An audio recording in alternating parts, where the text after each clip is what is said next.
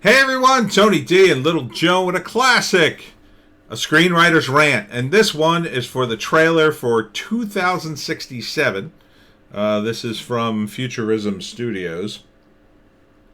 I think they might be out of Australia, but I'm not sure. This looks like a classic sort of B movie version of. It's got a bit of Blade Runner, a little bit of Stargate, a little bit of time travel, a little bit of what's the Time Machine? Jeez, I couldn't think of that. So the premise seems to be from the trailer that it's the future.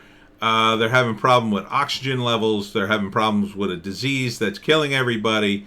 Enough people aren't being born, and you've got this couple here, the main character and his girlfriend, and he is needed in the future. They get a message from the future that says he has to go back. He has to go forward in time to find a cure. Now, here's the thing, and you can see that it gets a pretty good set. See, this is the time machine here. Part of the problem with this movie, from a screenwriter standpoint, the challenge will be, is he's doing time travel, and he's traveling from one point where we have no basis of reality to another point where we have no basis of reality, right? So this doesn't look like present day. It looks like the not too distant future. So I don't know if this is 2067 or the time he travels to is 2067. I would imagine this is 2067. Like, this is the present day for him. And then he travels to, I don't know, some far off future. And this is, I don't know, she's like the scientist who sends him on the mission. And for some reason they get this message, send Ethan White, and I guess he's the character. So they send him through time. They use a space suit for some reason. And then, see, they're sending him through time. It's a decent trailer with decent effects. I mean, you know, a bit Ghostbusters 1984 when you think about it, but you know, he gets to the future, wakes up, you see it's all destroyed. And, you know, again, this is like the time machine. H.G. Wells goes to a far distant future. And this kind of stuff to me is always cool, you know, to watch them walk around the post-apocalyptic world. It's all overgrown and wrecked. But, you know, time travel's tough, man. It's tough to make work. There's always paradoxes. And, you know, this idea he's going to go to the future and then get the cure and bring it back to the past. You know, it's tough. It's tough to pull off. Now, I'll give the movie this. It looks like it's given a good try, so it may be a good movie. It's kind of tough to tell from the trailer. There's a lot going on here. I think this is the main character as a kid. I think this character is his dad, who, like, helps him in the future too. Like, by the time the future happens, he's a hologram or something. And there's all sorts of intense scenes. But I'm not totally hooked, but I would watch it.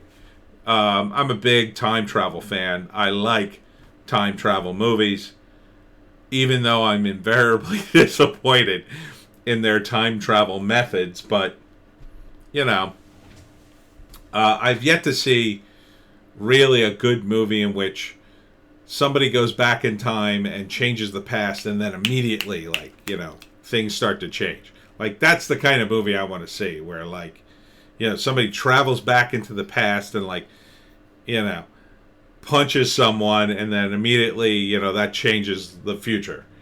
And, you know, changes him or changes his clothes or whatever.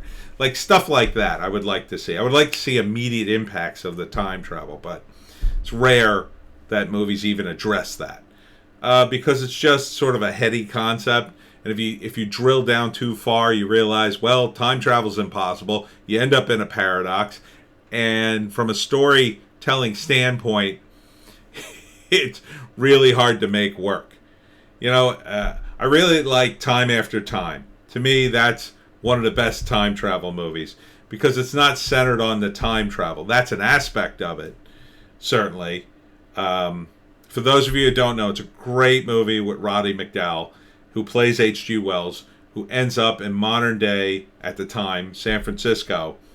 He goes to he tests his time machine. He goes to the future, but the problem is he figures out that someone used his time machine ahead of him, and when he gets to the future, and because he was from Victorian England, of the time of Jack the Ripper got there ahead of him, and he has to stop Jack the Ripper in the future, and the Ripper's already been there for like months and kind of knows his way around.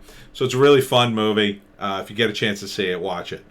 But most time travel movies just unravel. I mean, they're not, if you get too far down the rabbit hole into time travel, like Terminator, it doesn't focus on the time travel, it's focused on the action.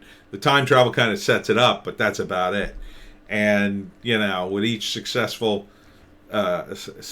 sequel, it kind of doesn't work. It works less and less because they keep sort of going back to the time travel, and it's like, well, if you could just keep going back and undoing the last story we saw, why don't they just go back in time and stop this nonsense?